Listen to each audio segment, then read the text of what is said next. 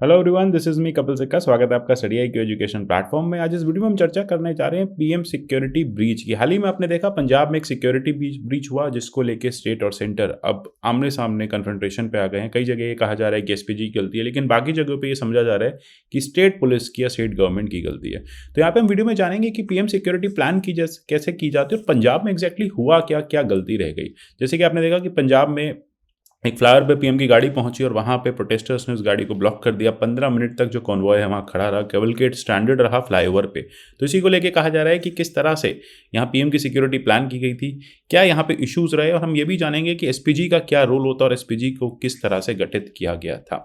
जैसे कि आप जानते हैं, आप मेरे से कनेक्ट हो सकते हैं @कपिल लाइव पे। यहाँ पे आपको सारी वीडियोस के पीडीएफ मिल जाएंगे। आप मुझे @कपिल सिक्का ट्विटर हैंडल पे अपडेट्स के लिए फॉलो कर सकते हैं। जैसे कि आपने देखा कि जो कैवलकेड तक किस तरह से 15 मिनट तक वो स्ट्रैंडेड रहा, तो यहाँ पे मिनिस्ट्री ऑफ होम अफेयर्स ने एक रिपोर्ट भी जारी की और ये भी कहा है कि एक मेजर लैप्स हुआ है पीएम की सिक्योरिटी में। तो जानते हैं एग्जैक्टली कि सिक्योरिटी प्लान कैसे की जाती है। जैसे कि हम माने कि पीएम को कहीं विजिट करना है, तो विजिट करने से पहले काफ़ी इलेबोरेट एक्सरसाइज होती है। एसपीजी के पास एक ब्लू बुक होती है, ब्लू बुक के थ्रू ही सारी प्लानिंग्स की जाती हैं, उसी तरह से प्लान्स बनाए जाते हैं। ये प्लान्स जो हैं central agency, state police forces मिलकर बनाती हैं। ब्रॉड गाइडलाइंस जो होती हैं वो ऑलरेडी होम मिनिस्ट्री इशू कर चुकी होती है। लगभग कहीं भी पीएम जाते हैं तो उससे 3 दिन पहले एक प्लान, उनके विजिट से पहले एसपीजी जो है वो कंप्लीट लाइजनिंग करती है। एक मैंडेटरी एडवांस सिक्योरिटी लाइजनिंग की जाती है, जिसमें हर किसी को इन्वॉल्व किया जाता है। उसमें एसपीजी ऑफिशियल्स होते हैं, इंटेलिजेंस ब्यूरो होती है, बाकी अदर स्टेट गवर्नमेंट्स की भी intelligence agencies, police forces, district magistrate concern, इन सबको बुलाया जाता है।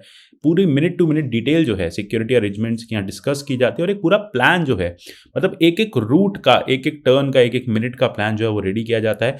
एएसएल रिपोर्ट को फाइनली साइन किया जाता है और फिर उसी के बेसिस पे मूवमेंट जो है किया जाता है। पीएम की जो विजिट है यूजुअली हर आइटनरी लास्ट डिटेल्स तक, जैसा मैंने आपको बताया, हर चीज, alternate route, plan B, plan C, सब कुछ किया जाता है। लेट अस से कि पीएम को एयर से पहुंचना है, तो किस तरह वो एयर से पहुंचेंगे, एयर से वो डिबोर्ड होके वो आगे कैसे जाएंगे, गाड़ियां कैसे यूज़ होंगी, बोट अगर है तो बोट कौन सी होगी, कैसे उसका फिटनेस टेस्ट किया जाएगा, सारी चीज़ें जो हैं की जाती हैं। इनफैक्ट अगर ये भी देखा जाता है कि अगर हेलीकॉप्टर उनको आगे जाना है, लेटेस्ट से उन एयरपोर्ट पर उतरे, वहाँ से हेलीकॉप्टर से उनको आगे रैली में जाना है, किसी ग्राउंड में हेलीकॉप्टर लैंड होना, और अगर विजिबिलिटी पुअर है, अगर वहाँ पे वेदर कंडीशंस ठीक नहीं है, तो प्लान बी कैसे यहाँ पे यूज़ होगा। तो सारी जो इंटेलिजेंस इनपुट्स हैं वो भी गैदर किए जाते हैं। सेंट्रल एजेंसी से पूछा जाता है, लोकल इंटेलिजेंस यूनिट्स जो होती हैं पुलिस डिपार्टमेंट्स की, उनसे भी सब कुछ गैदर किया जाता है कि मूवमेंट कितने लोगों का है, कहीं कोई थ्रेट तो नहीं है, कहीं कोई रैली तो प्लान नहीं कर रहा है। ये सारी चीज़ें जो हैं की जाती हैं। इनफैक्ट लोगों के एंट्री, एग्जिट, फ्रिस्किंग, सब कुछ वेन्यू पे मेटल फ्रेम डिटेक्टर्स लगा के चेक किया जाता है। इनफैक्ट रैली में जो डायस होता है ना, उसकी भी स्ट्रक्चरल स्टेबिलिटी चेक किया जाता है। कई बार होता है कि डायस पे भीड़ ज़्यादा हो जाती है तो डायस टूट जाता है, तो ये भी देखा जाता है कि पीएम के साथ कितने लोग डायस पे बैठेंगे, एक भी एक्स्ट्रा पर्सन वहाँ पे अलाउ नहीं होता। फायर सेफ्टी का ऑडिट होता है।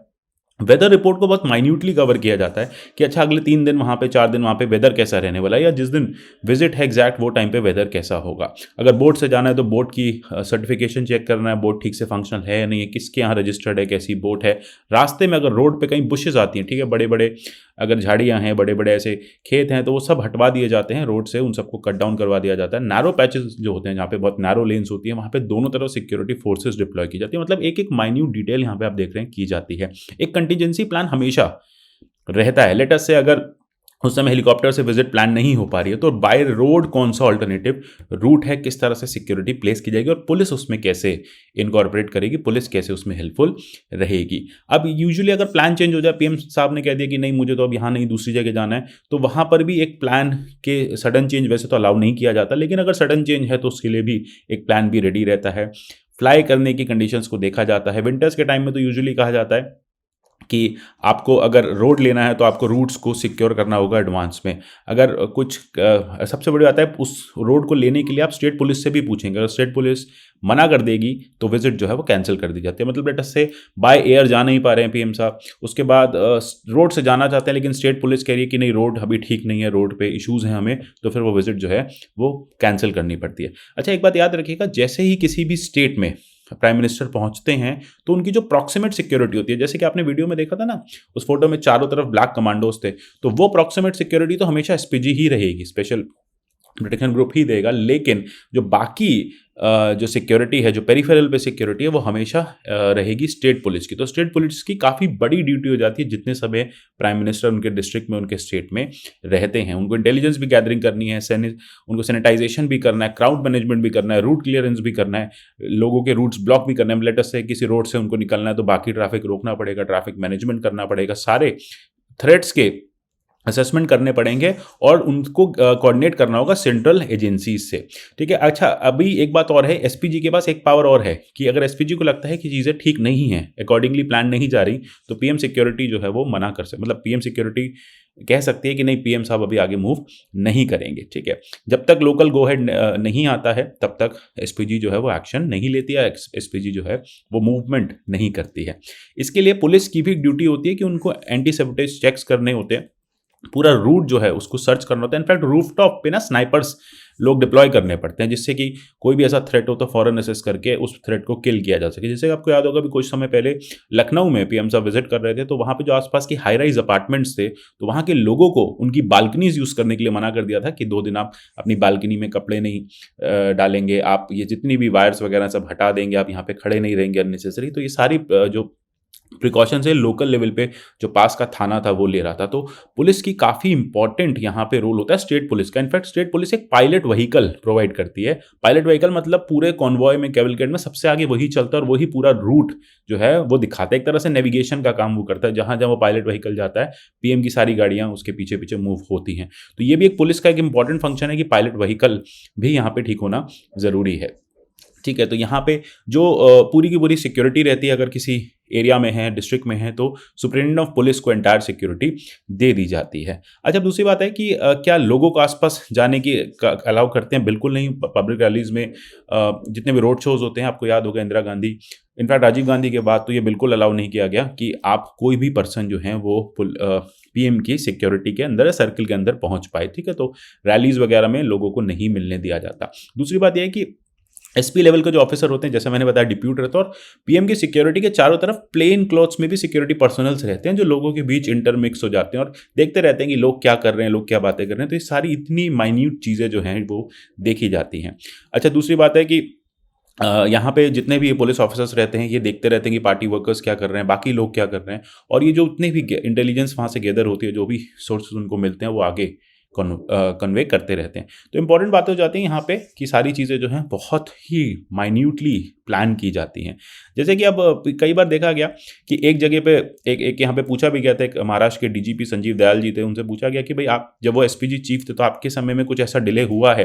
कई बार ऐसा होता है कि जो लेटर से पीएम होते हैं, ठीक है, जो सिक्योरिटी जिनकी हो के लिए हम हैं यहाँ पे, तो वो पुश करते हैं, फोर्स करते हैं कि नहीं, पब्लिक डिमांड ऐसी है तो मुझे ये करने दो। तो यहाँ पे देखिए एसपीजी का जो चीफ होता है उसके ऊपर एक बहुत बड़ी पावर होती है, उसके ऊपर एक बहुत बड़ी रिस्पॉन्सिबिलिटी, उसके पास पावर होती है और रिस्पॉन्सिबिलिटी भी बहुत बड़ी होती है कि वो डिनाई कर सकते हैं पीएम को भी। जैसे कि जब लाहौर विजिट हो रहा था तो उन्होंने अटल बिहारी वाजपेयी जी का जो कैवलकेड था वो आधे घंटे तक रोक के रखा, क्योंकि लोकल पुलिस से गो अहेड नहीं आ रहा था, क्लियरेंस नहीं मिल रही थी। जबकि जो वहाँ के डिप्लोमेटिक मिशन वाले लोग थे, जो पाकिस्तान वाले लोग थे, वो कह रहे थे कि नहीं, जल्दी से इस कॉन्वॉय को आगे बढ़ाओ, जल्दी से डिप्लोमेटिक टाइज हमारे खराब हो जाएंगे, ये करो वो करो। तो उन्होंने कहा नहीं, जब तक मैं खुद से सेटिस्फाई नहीं रहूँगा तो मैं इस कॉन्वॉय को, कैवलकेड को आगे नहीं बढ़ने दूंगा, क्योंकि पीएम की सिक्योरिटी मेरी रिस्पॉन्सिबिलिटी है और मेरी एक ड्यूटी भी है। तो यहाँ पे वो मना कर सकते हैं, और कहीं ना कहीं देखिए बाद में रिप्रिकॉशंस होंगे नहीं होंगे वो अलग बात है, लेकिन हाँ, उन्होंने, दयाल जी ने काफ़ी अच्छा एक स्टेप लिया, उन्होंने मना कर दिया कि जब तक मुझे लोकल पुलिस से क्लियरेंस नहीं आएगा, पाकिस्तान की बात है, पाकिस्तान है वैसे भी, तो मैं यहाँ पे अटल बिहारी वाजपेयी जी के कैवलकेड को आगे नहीं बढ़ने दूंगा। अच्छा, दूसरी बात है कि कहीं स्पॉन्टेनियस और अनएक्सपेक्टेड प्रोटेस्ट हो जाए, जैसे कि यहाँ पे कह रहे हैं सब स्पॉन्टेनियस था, तो देखिए ये जितने भी हैं इसको संभालना स्टेट पुलिस का काम है। स्टेट पुलिस का यही तो काम है कि लोकली आप इंटेलिजेंस गैदर करो, आप देखो क्या सस्पिशियस लोग हैं, अगर आपको लगता है इस एरिया में कुछ ऐसे सस्पेक्ट्स हैं, कुछ पोटेंशियल प्रोटेस्टर्स, उनको पहले से आप अरेस्ट करके रख लो, प्रिवेंटिव डिटेंशन कर दो। ठीक है। आप इलेक्ट्रॉनिक फिजिकल सर्विलांस रखो, लोगों के मोबाइल फोन से लोगों के टैप करके रखो। तो ये स्टेट पुलिस की ड्यूटी है कि जब आपको पहले से बताया कि पीएम वहाँ पे विजिट कर रहे हैं तो ये ड्यूटीज़ आपकी हैं, आपको ये करनी पड़ेंगी। एग्जैक्टली यही हुआ कि पंजाब में भी ये हुआ कि अब यहाँ पे होम मिनिस्ट्री ने कहा कि पीएम के प्रोग्राम को पहले से कम्युनिकेट कर दिया गया था, पंजाब गवर्नमेंट कह रही हमारे पास कम्युनिकेशन नहीं था।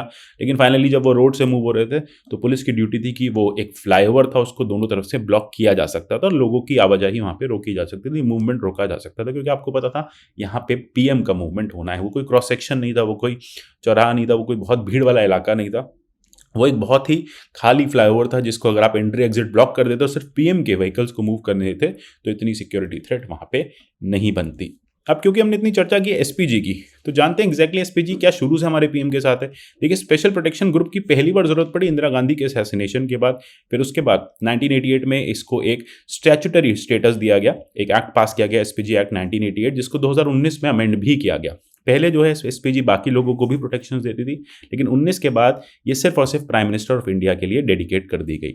अब यहाँ पे हेडक्वार्टर्स की बात करें, द्वारका से ऑपरेट होती है एसपीजी, जो है वो पर्सनल सीएपीएफ से लेती है। सीएपीएफ के जो सबसे ब्राइटेस्ट मैन होते हैं, चाहे वो आर्म फोर्सेज हो, रिजर्व पुलिस फोर्स हो, इंडस्ट्रियल सिक्योरिटी फोर्स हो, रेलवे प्रोटेक्शन फोर्स, इन सबके जो ब्राइट ऑफिसर्स होते हैं, जो बेस्ट वो होते हैं, उन सबको, बेस्ट ऑफ द बेस्ट को इस 3 टियर स्क्रीनिंग के बाद इस सर्विसेज में लाया जाता है। जैसा कि मैंने बताया, इनकी प्लानिंग कैसे की जाती है, इनकी प्लानिंग एक ब्लू बुक के थ्रू होती है। ब्लू बुक काफ़ी इंपॉर्टेंट रिसोर्स है यहाँ पे। ब्लू बुक कौन इशू करता है? ब्लू बुक इशू करने की जो पावर है वो होम मिनिस्ट्री को है। यानी ब्लू बुक में पूरा एक इंस्ट्रक्शंस रहता है कि एसपीजी को किस किस तरह से काम करना है, ये ministry of home affairs prepare करती है।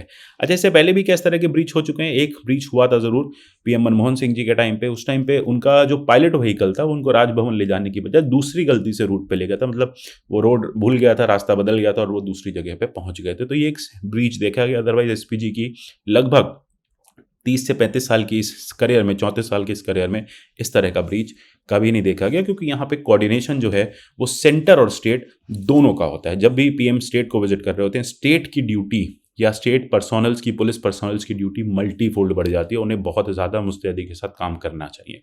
आशा करता हूँ समझ में आएगा आपको ये पूरा काम करने का तरीका। मिलेंगे अगले वीडियो में, तब तक के लिए good bye, take care and God bless you all.